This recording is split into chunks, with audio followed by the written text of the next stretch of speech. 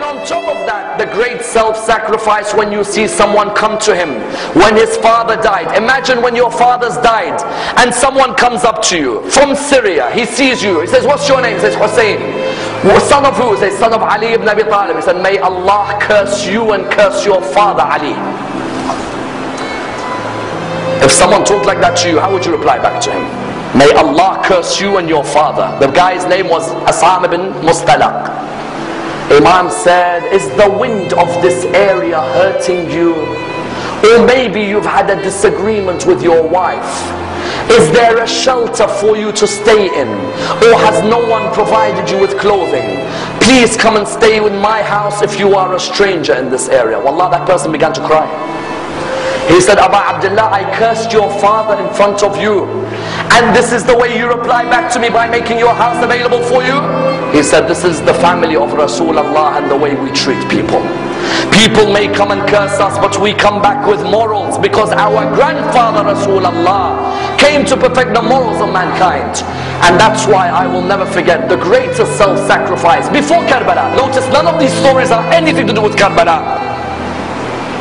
Before Karbala and the battle of Nahrawan, the soldiers who were caught by Ali ibn Abi Talib were standing there. One of the soldiers, you all know him very well. He was fighting Ali ibn Abi Talib on that day. He had some rope around his hands. It wasn't too tight, but it was around the hands. Imam al-Hussein was walking past. He saw that soldier. And the soldier looked at him and said, Hussein, I beg you, please remove this rope from around my hand, because the rope is causing nervousness in me. Remove it.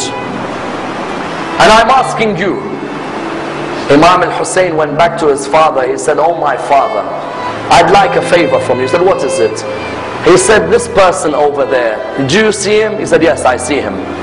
He said, he says to me, the rope is tight around his hand, even though you will never put a tight rope, but it seems to have been hurting him. And he asked me to remove it. Oh my father, do you allow me? He looked at him and he said, Aba Abdullah, go ahead. Aba Abdullah, why do you want to answer this? He said, Father, when someone asks through me, how can I reject? I don't want the person to be embarrassed. When you realize who this person is, that's when you realize how magnanimous a man this man is. He went back to the person. He said, give me your hands. And he removed the ropes from the hands of Shimr bin Dhil Jawshan.